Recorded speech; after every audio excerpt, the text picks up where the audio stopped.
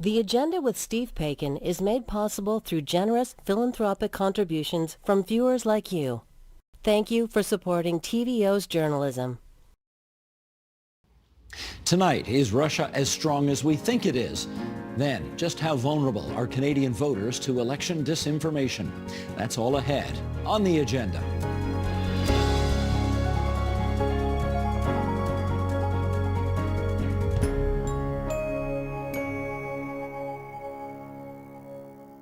Russia, you will often hear, poses a threat to the West, the world order, and democracy. Yet it has a smaller economy than Italy and Canada. It also has a shrinking population. There are fewer people living in Russia today than in 1991 during the collapse of the Soviet Union. So, is Russia really all that powerful? Is it a waning power coasting on the nostalgia of the Cold War? Or a power that punches well above its economic weight? Let's get into that with, in Stanford, California, Catherine Stoner, professor of political science and the Mosbacher director of the Center on Democracy, Development, and the Rule of Law at Stanford University. She's also author of Russia Resurrected, Its Power and Purpose in a New Global Order. In Washington, D.C., Angela Stent, director of the Center for Eurasian, Russian, and East European Studies at Georgetown University and author of Putin's World, Russia Against the West and With the Rest. And with us here in studio, Seva Gunitsky, Associate Professor of Political Science at the University of Toronto and author of Aftershocks, Great Powers and Domestic Reforms in the 20th Century. Great to have you three with us here on TVO tonight. And I want to set up this discussion by playing, or first let's do this quote from the NATO Deputy Secretary General, at least a former one, Alessandro Minuto Rizzo, from March 2nd, 2025, in which he says, "We sometimes confuse Russia with the Soviet Union. Russia is not the Soviet Union. It is much less than that. In Ukraine, after 3 years, they have gained 18% of the territory. That is not much for a superpower they claim to be." And let's follow up with Barack Obama back in 2014, shortly after Russia invaded Crimea. Russia is a regional power that is threatening some of its immediate neighbors, not out of strength, but out of weakness. The fact that Russia felt compelled to go in militarily and lay bare these violations of international law indicates less influence, not more. Angela Stent, start us off. Is Russia weaker than we think? So Russia has always only been able to be a great power or even a superpower because of its military prowess. In the 19th century, the conventional military, in the 20th century as one of the two nuclear superpowers. It has always been economically backward, certainly compared to the West. But it is able to project power because not only because of its military might, but because of the way it interacts with other countries in the world. It is a disruptor. It behaves quite brutally toward its neighbors. It bullies other countries. And therefore, it projects greater strength than it really has. But because of that, it is able to, and has been able to punch above its weight for quite a long time, and particularly under Vladimir Putin. Catherine Stoner, you heard President Obama call Russia a regional power a decade ago. If that was true back then, how would you describe Russia today? So it's definitely not a regional power, and I think that Obama did precisely nothing to stop Russia from taking Crimea as he was making that statement, right? Crimea still belongs to Russia, and today we hear that the plan, the U.S. plan under President Trump is to basically recognize Russia's ownership of Crimea. So power is relative, and Russia gets what we're willing to give up from the United States as well. I don't know that we've overestimated or underestimated Russian power. I think we've kind of misunderstood the sources of power and also the will to use what Russia has under Vladimir Putin. So I think power is multidimensional. You just named, you talked about its economic power, Angela, about its military power, and certainly that's a large part of why we haven't engaged Russia directly over Ukraine is its nuclear weapons and the possibility and belief that under Vladimir Putin, who's now basically a dictator, is he's willing to use that. So I think we've misunderstood it and at times, therefore, underestimated what Russia's willing to do, especially under Vladimir Putin. Seva, I want to give a showbiz analogy for you. You know the actor Joe Pesci. Okay, Joe Pesci from Goodfellas, from Casino. He's a guy who's not the biggest guy on the block, but he sure acts tough. And if you turn your back on him, he's going to take out his ballpoint pen and stab you in the neck. Is that Russia today? Well, I think in some ways Russia does feel like it has to overcompensate for its economic weakness, I suppose in the same way that Joe Pesci. But Russia does have certain things that give it power, that make it a great power. It has a nuclear stockpile and it's willing to remind people about it. It has geographic leverage just through its size. It has institutional power through the UN vote. And most importantly, it has its army and it's willing to use its army and bear costs. So maybe the analogy is not Joe Pesci, but Liam Neeson. This is not the wealthiest guy, but he has a particular set of skills. But he's a good guy. Yes, that's right. So maybe that makes Russia too sympathetic, the evil version of Liam Neeson, right? But the point is that Russia is a threat precisely because its weakness undermines its geopolitical pursuit, which is the pursuit of primacy and the pursuit of great power status. And that is a failed pursuit, I would say, but it is why Russia has become central to everything going on today. Catherine, do you like the Joe Pesci analogy? That's not a bad one, although I'd make Joe Pesci taller because, again, I think we're looking at the wrong things when we just talk about economic or military power alone. I like Rodney Dangerfield for Vladimir Putin. The comedian who always said, I can't get no respect. And I think that's a lot of what Russia today is after. And we see Putin trying to lead sort of a conservative nationalist international movement these days as well. So I think he thinks of Russia as a great power. And frankly, most Russians, when asked, think of Russia as a great power. So they have something different in mind, I think, than maybe we do. Angela, maybe you could compare and contrast sort of the way Russia, then the Soviet Union, and the United States kind of divided up the world into spheres of influence after World War II at Yalta, with today, where we have two strong men in power, if you like, in President Trump and President Putin, and whether they are, in effect, replicating that from all those years ago today. So Putin in 2015 famously at the United Nations said the Yalta system was very good. It kept the peace for a long time. And this is the kind of world order that we should move towards. And he was, of course, talking about the Yalta meeting where Churchill and Roosevelt and Stalin essentially divided the world into spheres of influence. And this has been his worldview for a long time. And one of his goals since he became president 25 years ago is to push back against U.S. domination of the international system, which was really the case after the collapse of the Soviet Union, and restore something where Russia had a much bigger role. Now, Putin has said in the past there are really only three fully sovereign countries in the world: Russia, China, and the United States. All other countries have limited sovereignty. Ukraine, as Russia's neighbors, is smaller and should listen to what Russia tells it to do, should be subordinate to it.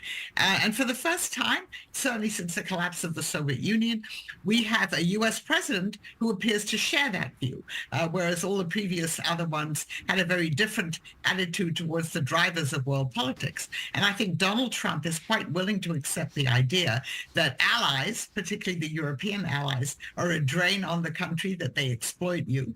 He's not interested in alliances. He talks about great power competition, great power politics. And he, I think, would agree with Putin that the way going forward is indeed to divide the world into spheres of influence. This time it would be a tripartite Yalta, because China would also have its sphere of influence, that you don't interfere in those spheres of influence. But in in other people's spheres of influence, but you dominate your own. And of course, he includes in this Canada, as we've seen, Greenland, the Panama Canal. So I think this is a unique moment, certainly in Western history, where you have a country, the United States, that for 80 years has built up a system of alliances that brought prosperity and security to much of the world, now unraveling its own very successful system and in essence adopting a worldview that's that of a former superpower, a would-be global great power, Russia, and which of course runs a very repressive domestic system. Let me get Catherine and then Seva to weigh in. And again, I'm going to use a showbiz analogy here because on the one hand, there are lots of people who think that Donald Trump is Putin's lapdog. On the other hand, there are others who say that Donald Trump's been informed on foreign policy by basically watching movies about the Cold War in the 1980s and 90s. And I wonder whether, Catherine, to you first, we are overestimating Russia's power because Donald Trump thinks we're back in a time of 30 or 40 years ago.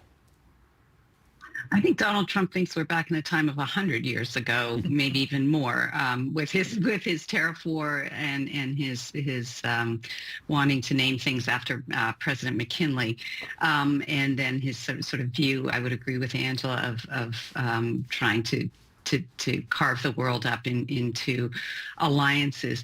Yeah, I also think that, Donald Trump in general is probably stuck in the 1980s.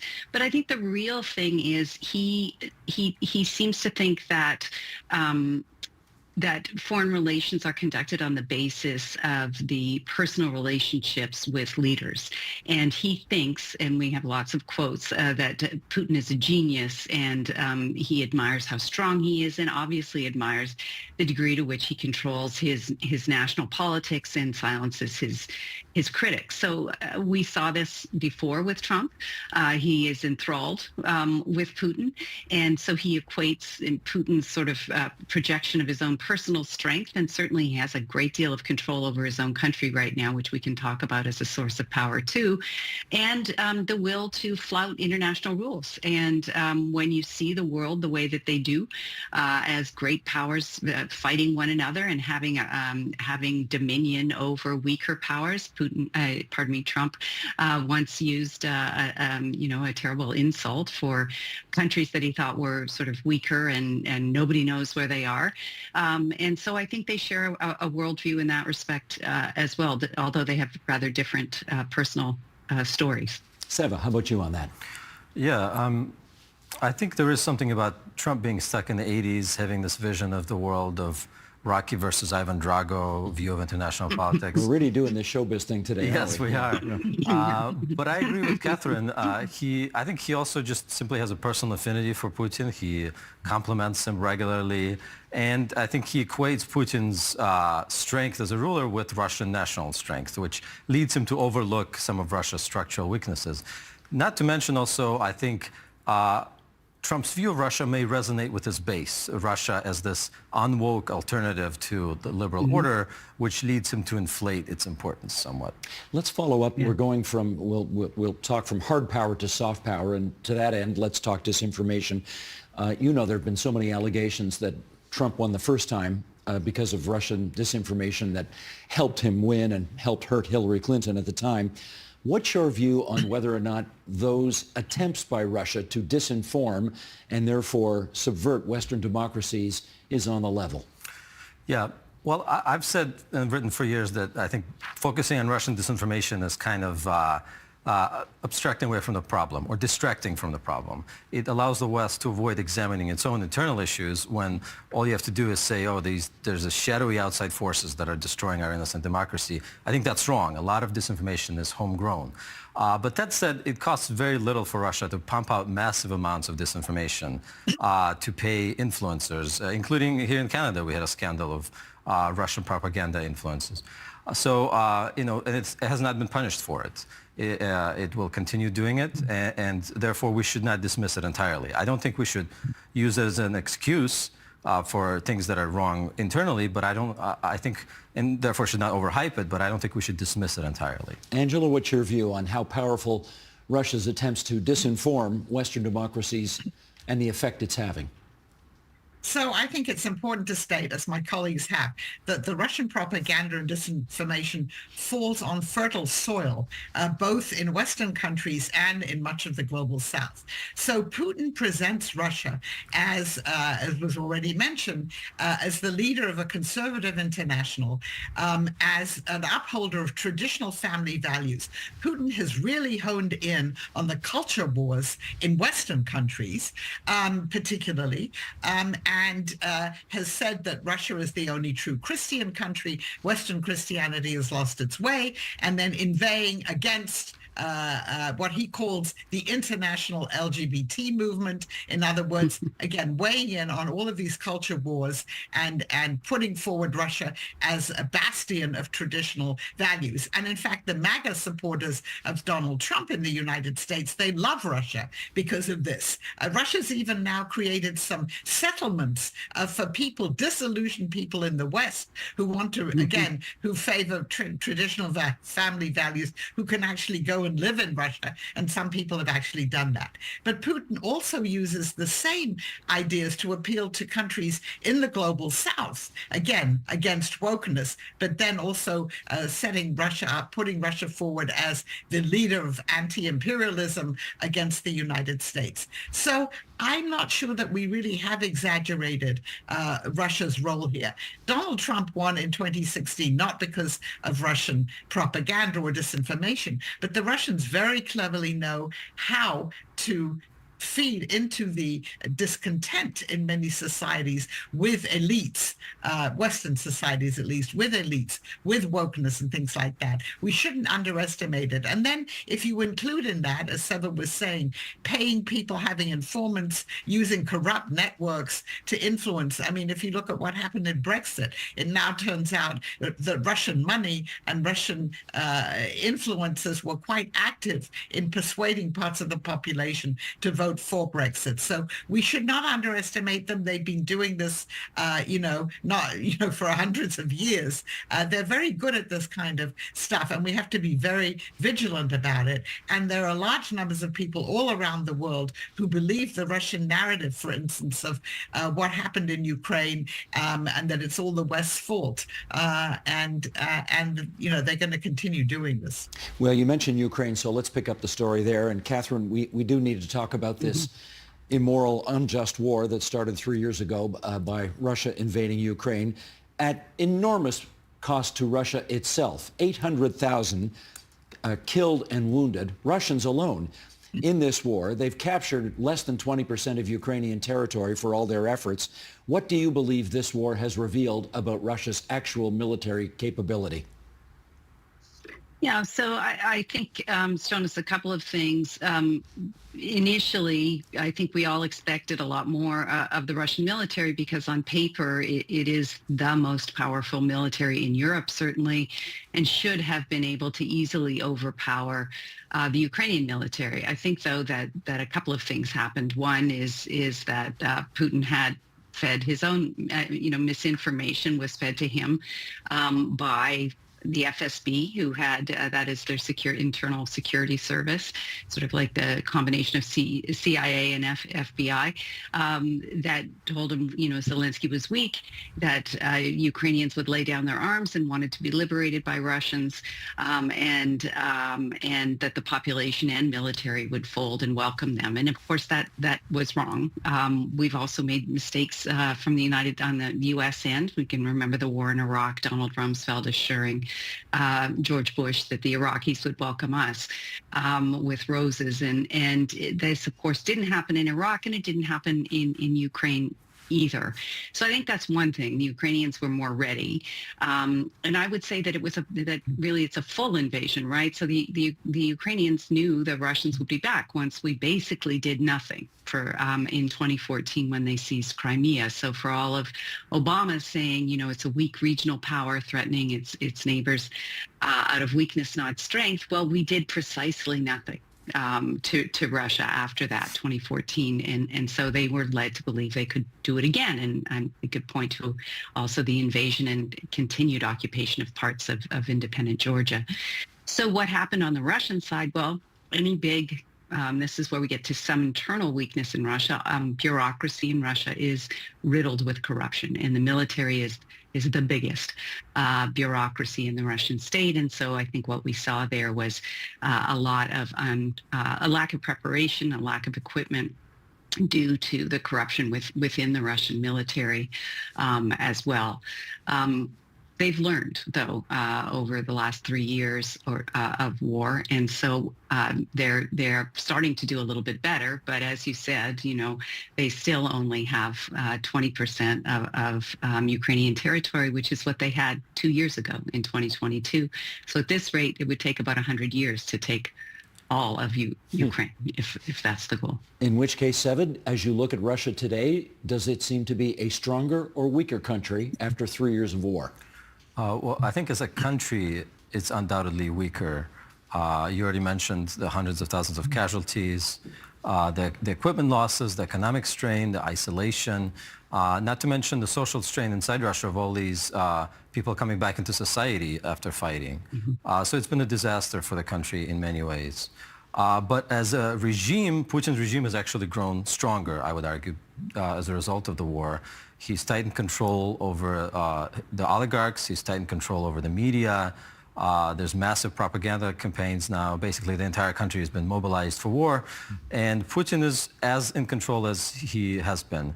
Even Prigozhin's failed mutiny attempt last year did not dislodge him. In fact, allowed Putin to consolidate his control. So at least for the foreseeable future, he seems to be here to stay. How did that work out for the man whose name I can't pronounce, but you just did so well? For Prigozhin, it did not work out so well. He got blown up out of the sky. The surprising thing is he thought Putin was going to let him get away with it.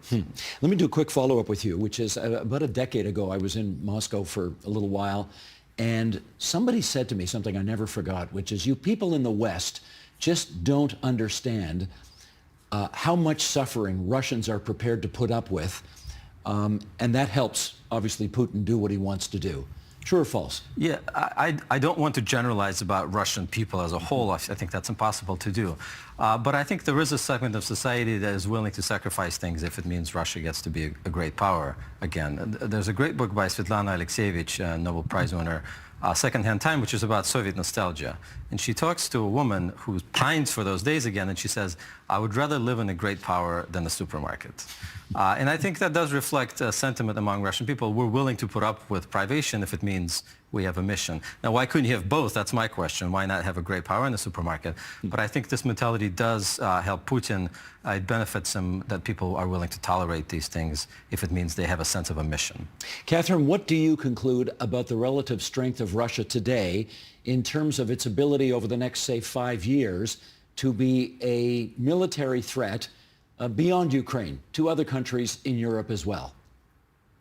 Yeah, so, power it can be taken and power can be given. And so the Europeans have actually given, in terms of conventional power, Russia quite a lot, even though its economy, as you mentioned, is much smaller than the European Union's put together, or even most individual, Germany's, for example, or France. The Russian military far exceeds, frankly, I think probably at this point, the Ukrainian military far exceeds the capabilities of almost every country in Europe. So it is, I think, that is one of the reasons that Europe looks at this very differently than the United States. Russia could be a military threat there, but it is also a threat, as Angela mentioned, in terms of misinformation and interference in important elections and politics. It's also a threat in terms of lending support, as we've seen in France, to populist right-wing parties. And Russia's goal there has been, under Putin for 2 decades, to break up the European Union, because that's better for Russia. So, it's dangerous for Europe, and that's why I think they have a very different perspective than the Trump administration, to be sure, on this. Angela, I'll read this quote to you and then get you to follow up. Last year, the NATO Secretary General, Mark Rutte, said, "We are not ready for what is coming our way in 4 to 5 years," referring to Russia and its military capabilities. What does he mean? Well, I think what he means is if Russia believes that it has prevailed so far in Ukraine, and frankly, if you look at what's happening, in negotiations to end the Ukraine war and in what President Trump and his officials have been proposing and what Russia wants, Russia may come out of this much better than maybe one would have thought before. And I think what Rutte was meaning is that as long as Putin's in power, or someone like Putin, with this drive to, overcome the collapse of the Soviet Union, restore Russia as a great power, and even if you look at the draft treaties that were presented to NATO and the United States in December of 21, to roll back NATO to where it was before the first enlargement in 1999, that these are Russia's ambitions and goals.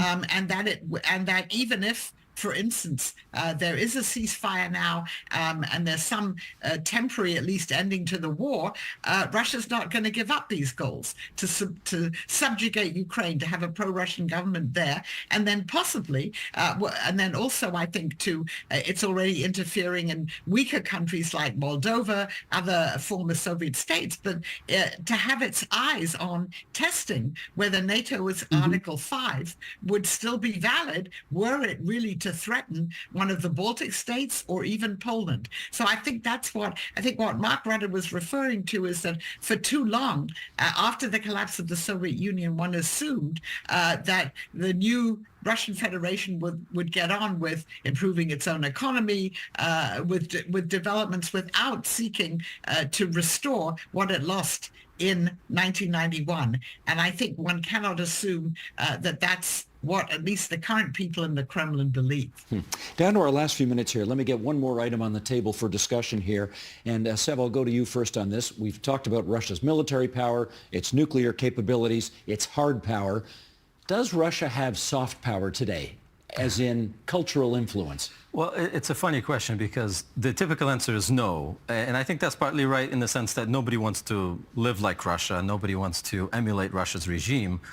But look at the U.S. population. Look at during the Cold War, for example. Large portions of the U.S. left saw Russia as something to admire, and were willing to overlook many of its problems.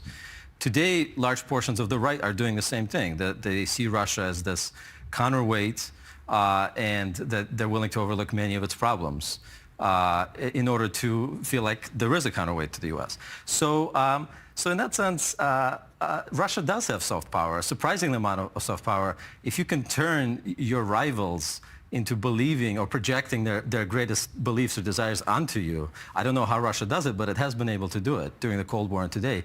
And Steve, that is a form of soft power, I think, and we should not underestimate that. Catherine, what's your view on that? Oh, I think it's greatly enhanced its soft power. And in part, again, the United States has been very helpful in that. But Putin is now, and it's somewhat ironic, given that, he himself doesn't live a sort of traditional conservative Christian life personally, but he certainly has tried to present Russia as really the tip of the spear in defending conservative Christian values, and finds people in other parts of the world, the global south, very open to this message. He's in a sense preaching to the converted who are pushing back in the culture wars, who didn't ever want to, for example, in the Middle East or in parts of sub-Saharan Africa, embrace the sort of liberal view of homosexuality and the like. And so, he does actually, here I disagree just a tiny bit with Seva. He does actually, appeal to, or maybe I'm agreeing with you. I think you might have said the Christian right here, some parts of the Christian right here in the United States. I have a little paper on that. But he appeals to, a lot of other populations, even in Latin America, who are much more Christian, and also in places where the United States, for example, won't do business. And this is another part of soft power, right? Is loan forgiveness, or helping to market your blood diamonds, or providing infrastructure alongside China in parts of the global South. So, I think actually in some ways, especially because the United States is helping along and withdrawing things like, our PEPFAR and the destruction of USAID, Russia and frankly China are going to enhance their soft power in much of the global South. Angela, you get the last 30 seconds to put a bow on it. Yes, I think Russia has increased its soft power since the start of the war in Ukraine.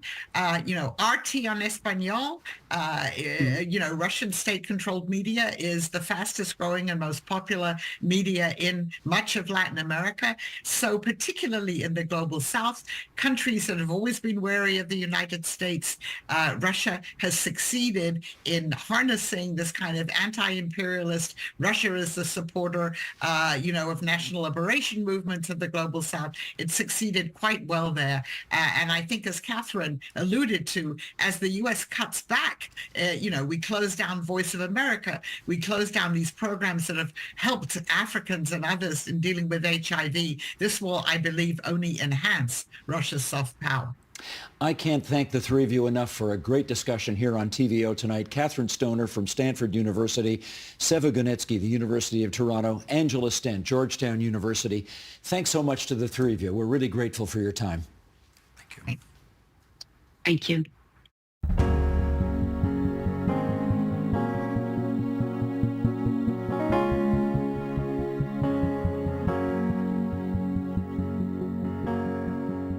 In a federal election as high stakes as this one, information about the issues, the parties, and their leaders is essential, and the line between what's real and what isn't is blurry. Just how vulnerable are Canadian voters to the disinformation and deepfakes they're exposed to online? Taylor Owen is with the Canadian Digital Media Research Network, which publishes their findings on election disinformation every week. He's also the Beaverbrook Chair in Media Ethics and Communications and the founding director of the Center for Media Technology and Democracy at McGill University, and he joins us now from Montreal with more. Taylor, good to see you again. How are you doing? Likewise. Great to see you too. Excellent. What is the Canadian Digital Media Research Network? Let's start there. So this is a network we have been developing over the last number of years to collectively, as a research community in Canada, study the information ecosystem.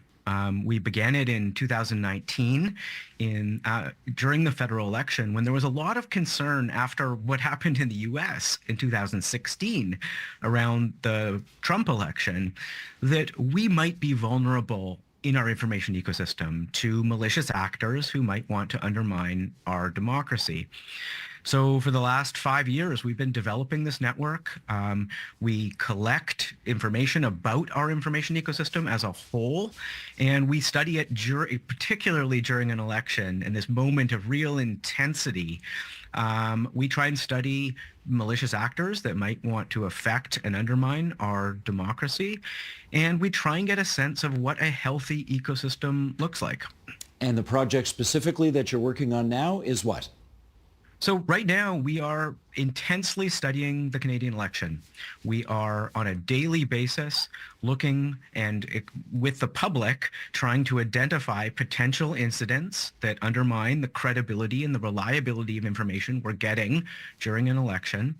And we study how that information is flowing through the ecosystem across the 7 social media platforms that we study.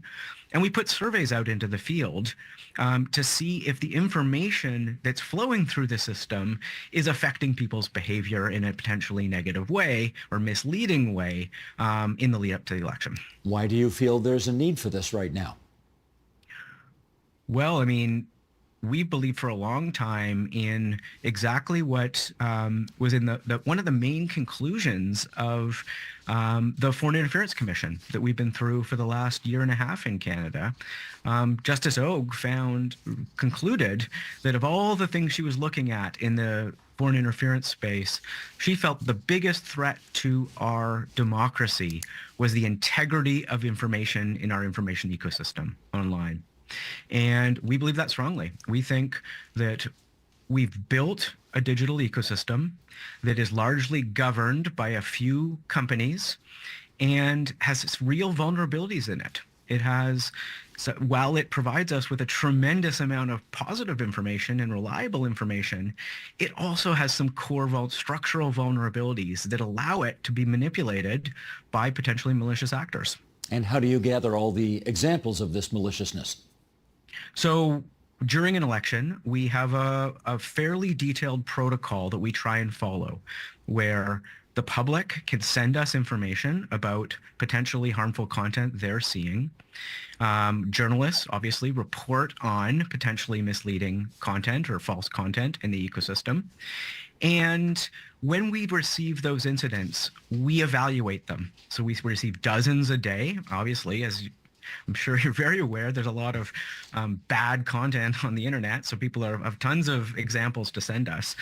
But we evaluate them based on a number of criteria: how far they spread, how much potential impact they might have, and how the ecosystem is responding to that particular threat.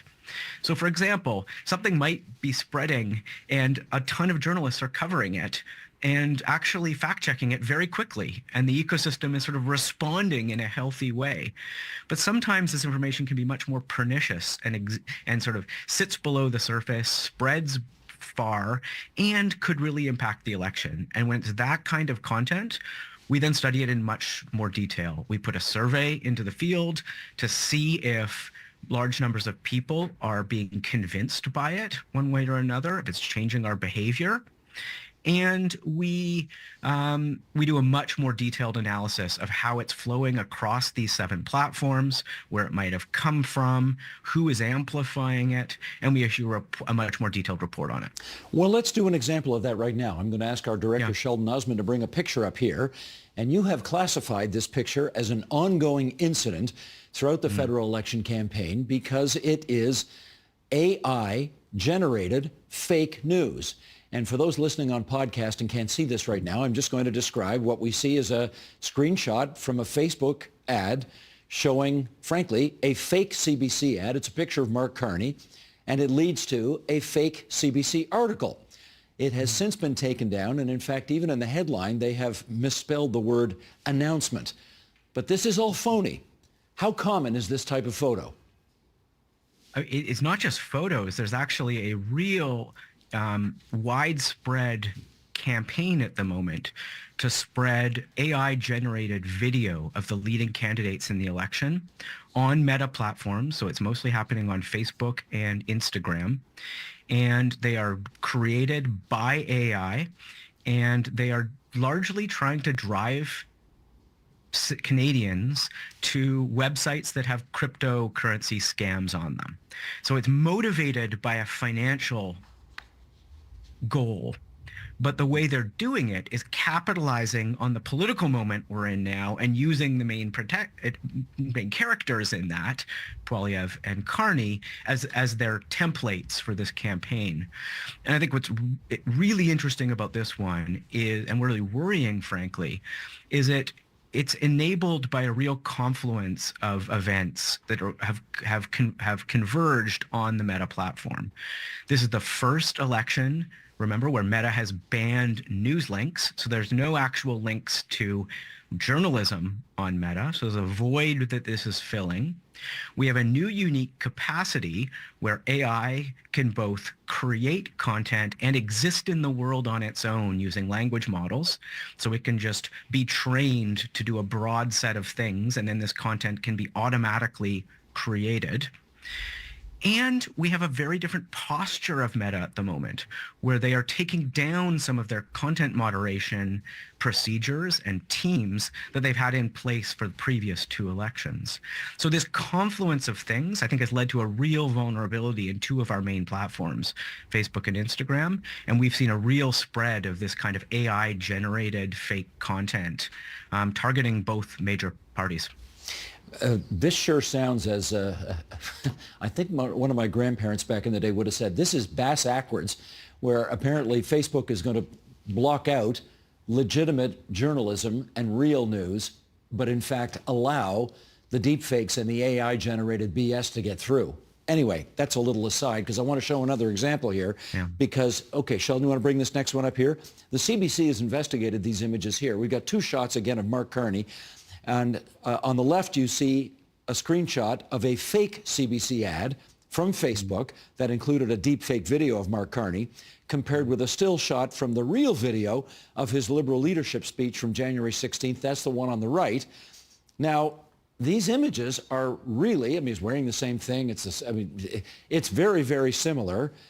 So who is this kind of thing targeted at, and who is likely to be taken in by this kind of stuff?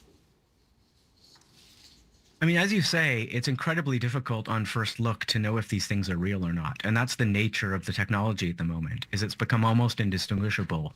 And we can't actually place that responsibility on each individual user to know if something is real or not. It's too close.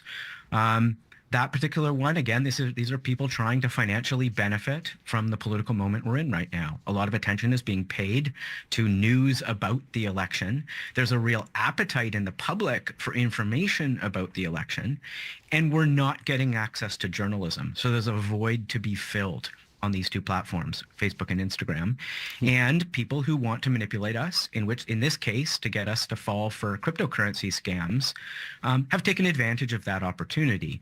But I think it reveals a bigger vulnerability, as I was saying before, which that we've created a system, and in this case, a set of policies as well by the platform themselves, that have created this vulnerability that any malicious actor, whether they want us to click on a cryptocurrency link or they want to change our behavior during an election, can take advantage of. Taylor, do you know who's actually doing this? No. It's incredibly difficult to know the sources of these campaigns.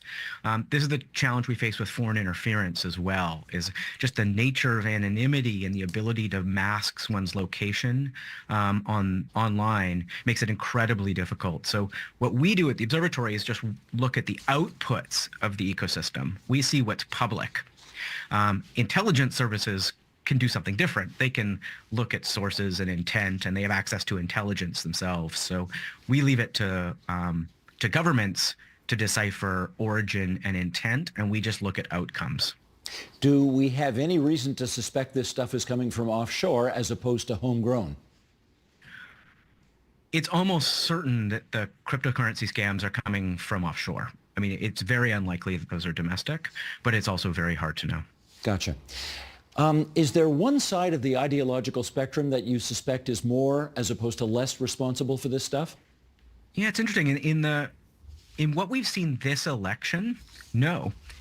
This campaign you're talking about AI-generated scam content that's politically targeted, that seems to be ecumenical in who it's targeting. It looks like what's happening is the language model, the AI that's creating the content, is just looking at Canadian news.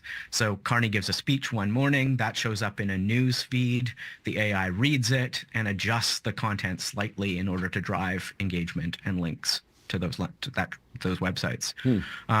So I don't think that's being targeted. More broadly, though, it's very dependent on the particular circumstance and the motive. So looking back a number of years, we have cases where foreign governments have targeted one party or the other at different moments, either to undercut a party who they see as against their interests, working against their interests, or in support of a candidate or a party or a leader who they see as aligned with their interests. So it's a very opportunistic playing field. Well, okay, let me try to fill in the blanks here a bit. So we're talking Russia, China, America. What are we talking? So Russia, China, India, and the United States are our main antagonists in the information ecosystem right now.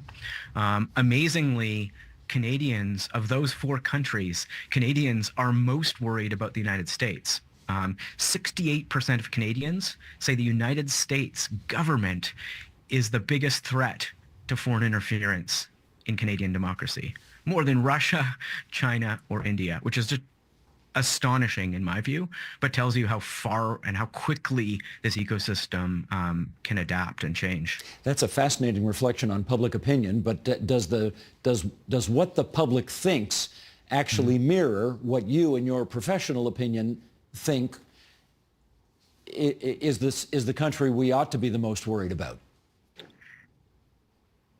So leading into this election, we shared that concern, because we have seen an incredibly antagonistic federal government in the U.S., and we have seen leading actors in the American ecosystem, like Elon Musk, directly interfere or engage with false information in the politics of other countries.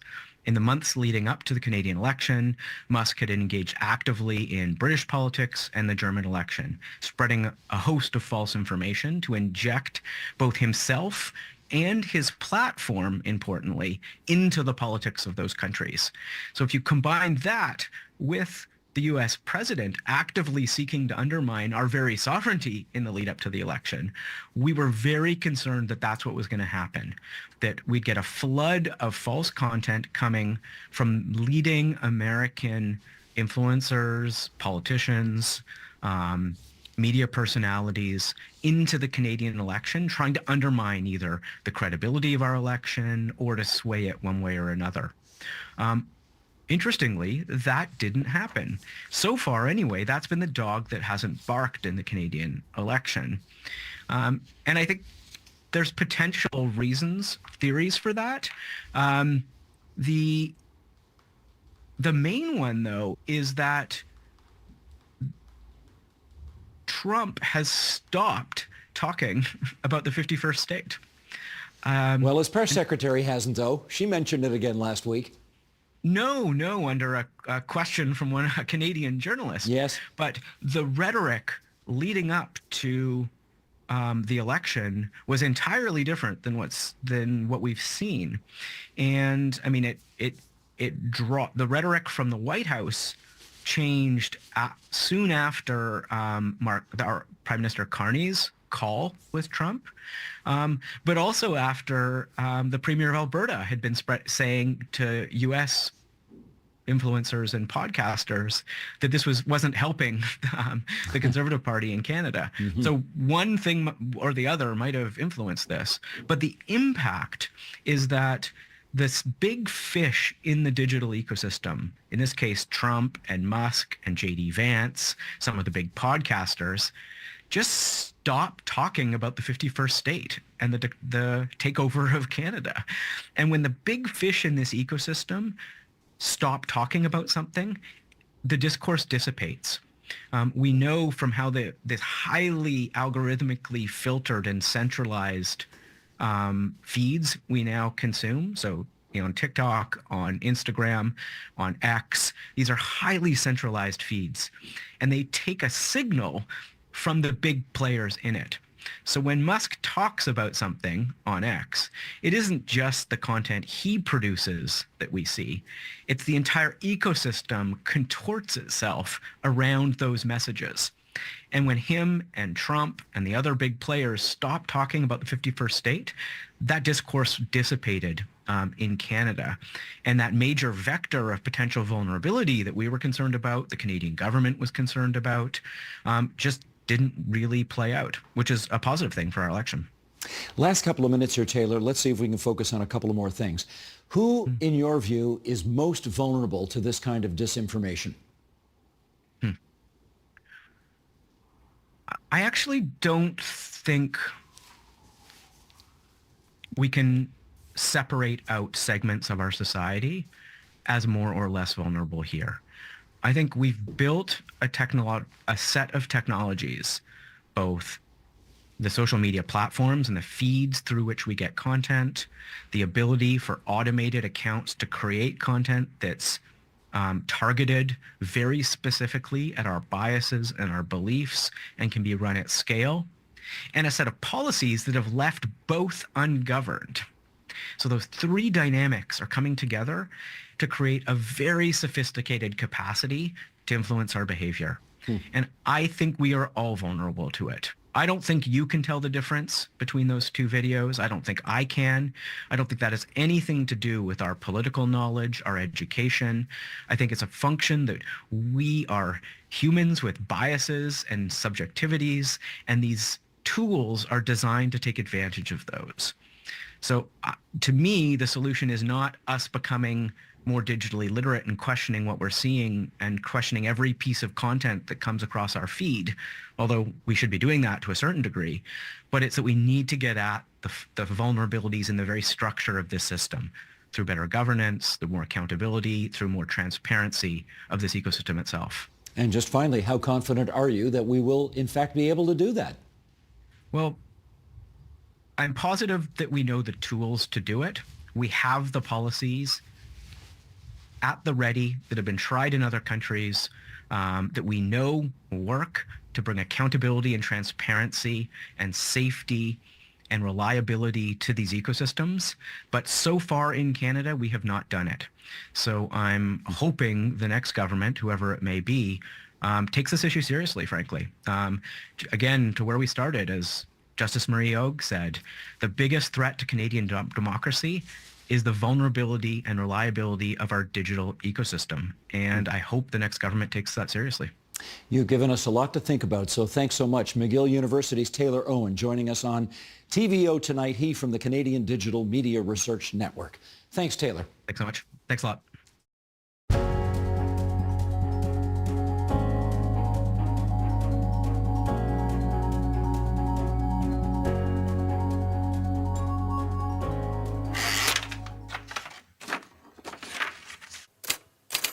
If you're driving around Ontario, maybe on the 401, or taking the subway in Toronto, there's a guy you need to know about. They called him Old Man Ontario, the Silver Fox, and in 1949, he took over running the province of Ontario. This is the story of Leslie Frost. Leslie Frost becomes the Premier of Ontario in 1949, and he lasts until 1961. He wins 3 consecutive majority governments in that time. He's the last guy to do that. Nobody has won 3 consecutive majority governments since Frost did it in 51, 55, and 59. One of the things to remember is that a lot of present-day Ontario has its roots in decisions made by Leslie Frost and his government. The 401 and a lot of other 400 series highways. The provincial sales tax came in at 3%. They called it the frostbite. The subway for the Toronto Transit Commission. And of course, for those who live in the capital city, the Metro Toronto form of government with its 6 incumbent cities. Scarborough, North York, Toronto, East York, York, and Etobicoke. That form of government was brought in during the Leslie Frost years. And to think of it, it all started with a coin flip. I'm not talking about the beginning of a football game coin flip. No, different. This was a coin flip between Leslie Frost and his brother Cecil. They decided one of them would get into public life and the other would help. So they flipped a coin to decide who would run, and Leslie Frost won the coin flip. So he contested the 1934 election, and believe it or not, he lost. But he ran again in 1937 and he won that election, and he never lost another. There's a way that premiers stay in touch with their base, how they don't get swallowed up in the Queen's Park bubble, how they make sure that they're still in regular touch with everyday people so they can stay grounded. Doug Ford has Ford Fest, where he invites 2,000 of his closest friends to a big barbecue. Bill Davis used to go to Strawberry Socials on Sunday afternoons in Brampton so he could stay in touch with real folks. What did Leslie Frost do? He visited the barber. The barber in Lindsay, Ontario had Frost's undivided attention. And when Leslie Frost wanted to know what average people thought about some of his government policies, he would talk to the barber. And there were times, I have heard stories, when Frost would talk to his barber would react very negatively to some kind of policy the Frost government was bringing in, and Frost, as a result of those conversations, would change his mind and retreat on a particular policy. Was the barber the decision maker? No. Did he have schlep? Yes. Did the barber have too much power? I don't know if you could say he had too much power, but he certainly was in a position to give advice. After all, he was holding the scissors to the Silver Fox's hair. The year is 1959. There's a young 29-year-old kid in Peel County who wants to run for the Progressive Conservatives in that election. His name is Bill Davis. Big problem. There's a big company in Peel County that's about to lay off 10,000 employees right before the Ontario election. What am I talking about? The Avro Arrow, this fantastic state-of-the-art fighter jet, which the federal government had been funding, but for which there was no customer. The jet was almost obsolete as it became ready to go to market. And so the Diefenbaker government, John Diefenbaker was the prime minister of the day, the Diefenbaker government in early 1959 canceled the Avro Arrow. Well, try being a progressive conservative in 1959 a few months later and trying to find votes in Peel County where 10,000 people have just lost their jobs. Bill Davis went down to Queen's Park. He had a meeting in the Premier's office with Leslie Frost. He said, "Look what John Diefenbaker has done to me. Is there any point in my running? I'm going to get killed now, aren't I?" Leslie Frost picked up the phone right while Bill Davis was there. He called the Prime Minister. He got Diefenbaker on the line. And according to Mr. Davis's recounting of the incident, absolutely swore a blue streak at the Prime Minister for dumping this stink bomb on the Ontario Tories just before a provincial election. Well, you can imagine that campaign didn't go so well for Bill Davis. It was tight. But Bill Davis won in 1959. In fact, there's a classic picture taken during that 1959 election campaign of the outgoing member for Peel, Tom Kennedy, the incoming member for Peel, Bill Davis, and the Premier of the day, Leslie Frost. And the caption on the picture is, "Past, present, and future." Even then, people were talking about Bill Davis as a future Premier. But I digress. I know on May the 4th, we always think about Star Wars because this has become a thing, right? May the 4th be with you. I am a deeply Ontario politics nerd. And therefore, on May the 4th, I not only think about Star Wars, but I think about Leslie Frost as well. Because in 1973, on Star Wars Day, May the 4th, Leslie Frost died at the age of 77. So on the next Star Wars Day, don't just think about Obi-Wan Kenobi and Luke Skywalker. Pause 30 seconds for the Laird of Lindsay, Old Man Ontario, the Silver Fox, Leslie Frost as well.